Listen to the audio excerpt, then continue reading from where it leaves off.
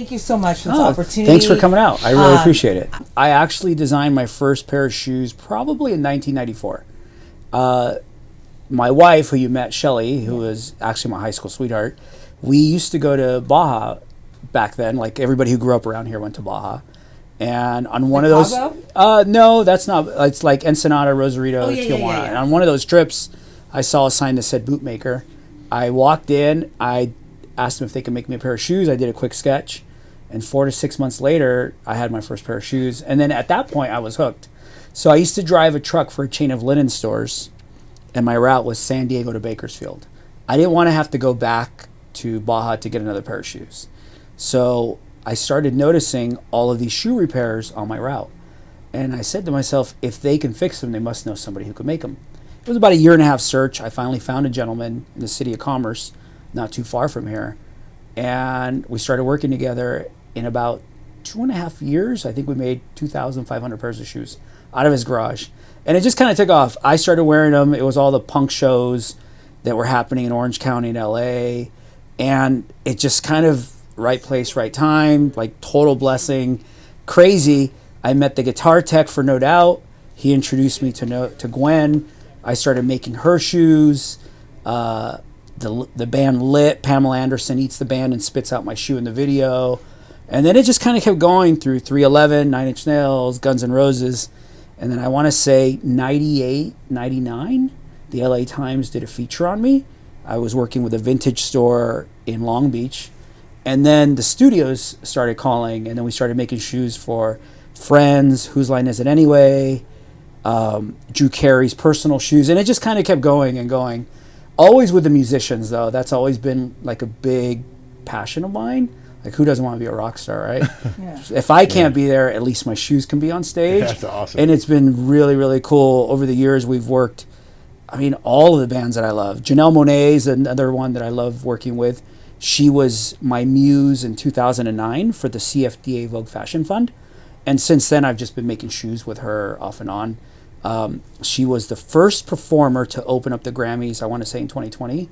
And she came out in my shoes, which was really cool. Oh my God. Just like some moments like that, right? Yeah. Her shoes that she actually wore are in the Grammy Museum that I made her all over the years.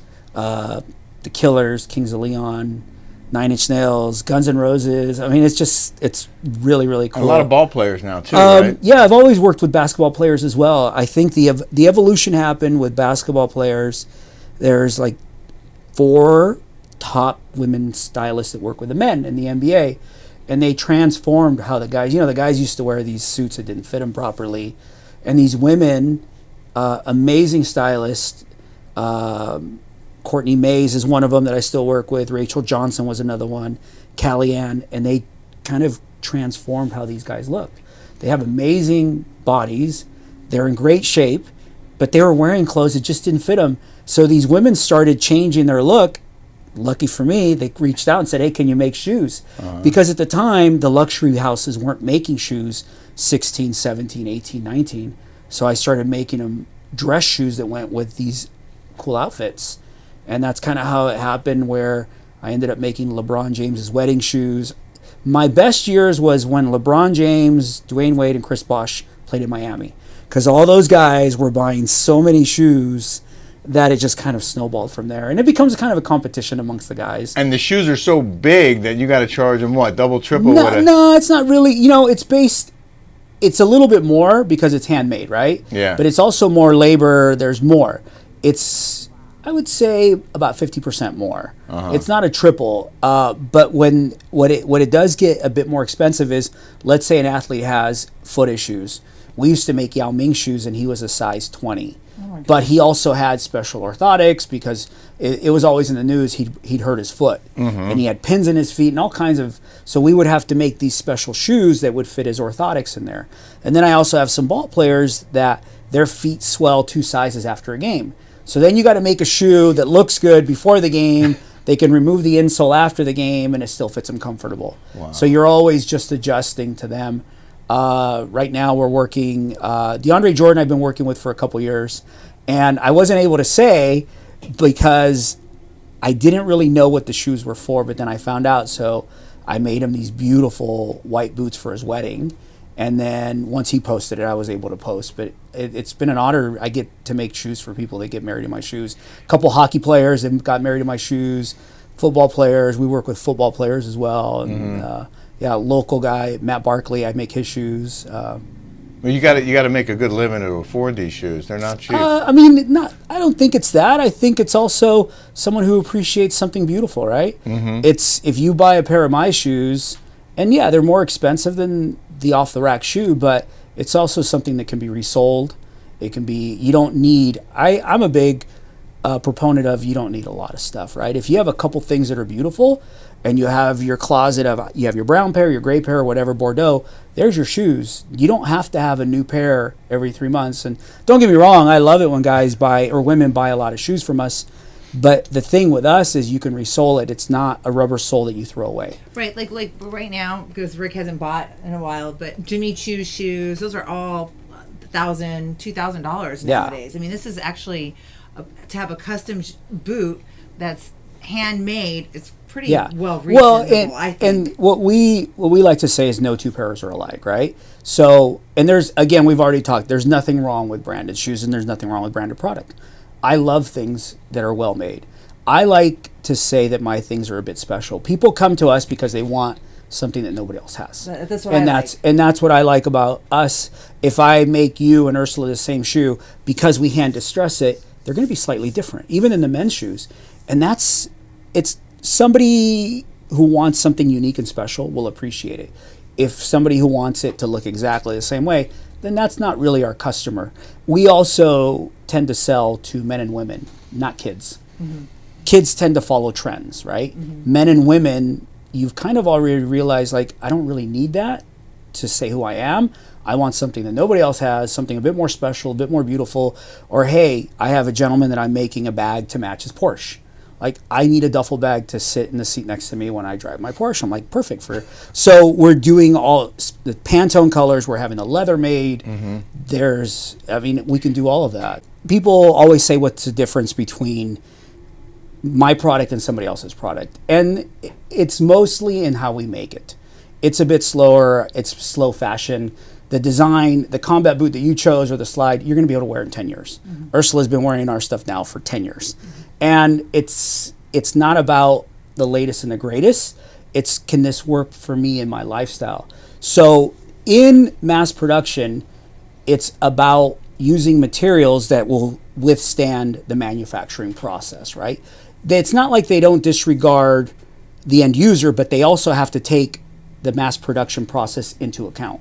Mm-hmm. The way we make everything, where we hand cut everything, we can actually massage things and adjust it, use a softer, more flexible leather. So when you put my shoes on, it's still a leather sole, but it feels softer. I don't have to contend with this crazy machine. So I'll give you an example. The lasting or the mounting part, where you massage the leather onto the mold to let it dry, my guy only does 15 pairs a day. On a lasting machine, you can do anywhere from 500 to 2,000 a day with one person, depending on what type of shoe. So again, it's very fast. And here it just takes time. The weather also depends. If it's cold, it takes longer to dry. If it's warmer, they'll dry quicker. The different materials that we use. It's super cool. And at the same time, I have the philosophy for women. Like, sexy is not about how short your skirt is or how high your heel is. It's about confidence. You can be covered neck to ankles, but if you feel confident and comfortable, there's nothing more attractive than that. And the same thing for a guy. If a guy feels confident, you don't have to be in the perfect shape, but if you have the right clothes and someone says, oh my gosh, I love your shoes. Oh, that blazer looks really good, or whatever, then the guy's like, thank you, right? It's a little bit, as Ursula says, look, fashion and clothing aren't the be-all, end-all, but they give you a little bit of confidence, and confidence is kind of like a superpower. Right? Confidence is a bit of a superpower. When somebody says that looks really good, like, you're like, cool. It's different than your car's cool. It's a different thing, right? But because putting an outfit together and making sure it fits right, and you've actually spent the time to get it tailored or altered or whatever, or you put an outfit together, that's a whole personal thing, right? Mm-hmm. I get it. Cool cars, but when you have you don't have to have a lot of money to put a good outfit together. That's what I always say. Yeah, it's just about like, does that look good? And I'm going to wear it a certain way. And I think to me that is just, and I love being a part of that process. I can tell. Yeah. Like you take great pride in your work, and you're proud of the shoes that you've produced and the other accessories that you've thank produced. you. Thank you. It's fun. You know, I tend to look at, a lot of people look at their customers as clients. And I've always said our customers are investors. They've invested in me because, look, you, Ursula, could buy anything you want. You don't have to support me and you don't have to buy from me. But when someone tends to buy, or even, let's say these athletes that are getting thrown everything at them and they're like, no, we still want to support George and we want to buy from you. That is, you've invested in me. So it's my duty to give you the best that I can, right?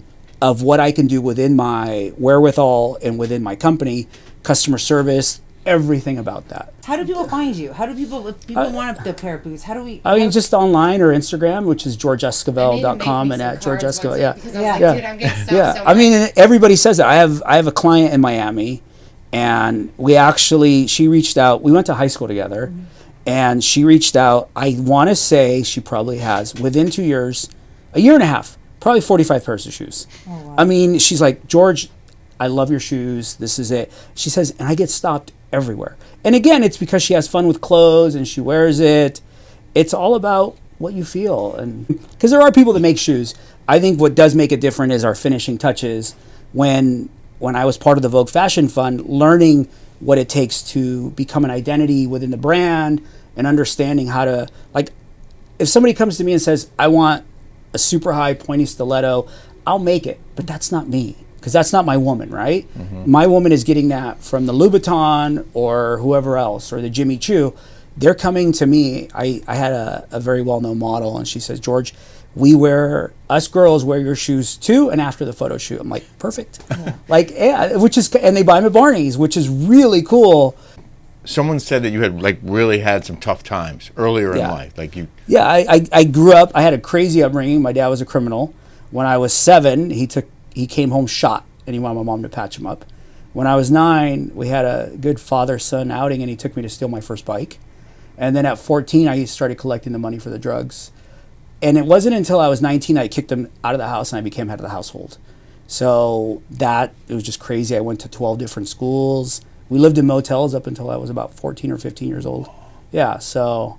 But now life is amazing. Look, I'm talking to you guys. Yeah, you sound like he's got 3 successful children. Yeah, I mean, life is amazing. You know, it's been like a fairy tale, and a lot of that is, I would say, from Anna Wintour. Did you like Anna Wintour? Oh, I love her. Oh, wow. I love her. She is the most amazing woman in the world. Oh, wow. She literally changed my life. Oh. So when I met with her, it's literally like the Devil Wears Prada. Right. You're in her office. And you're like intimidated a little bit? Not a little, a lot. Yeah. The funny thing is I later became the creative director of Tumi, and the CEO of Tumi went to meet with Anna. He says, George, I've never been so nervous in my life. This was the CEO of a major corporation, right? A big company. And he was nervous, but she just has that presence about her. And it's just like that. I think she had 2 assistants, her taking notes. They asked me what I wanted. And I said, I want to understand international business and I want to have an international brand. And then she says something like, you have to go back to school. I'm like, well, how am I going to do that? Not really. I really didn't know who she was because I really wasn't in fashion. Right. I sold shoes to very cool people and we had a good business. But at that point, I knew that I wanted a brand. And she just orchestrated her and Vogue. Ricky DeSole, did you guys see the Gucci movie? Have you seen the Gucci movie? Oh, yeah, I did. Yeah. So remember Domenico Del Sole, yes, who's Tom Ford's business partner. His daughter was the accessories director at Vogue. So she's the one who was instrumental of getting me my position at Tumi as a creative director. Oh, wow. So I've had these amazing people that just kind of guided me.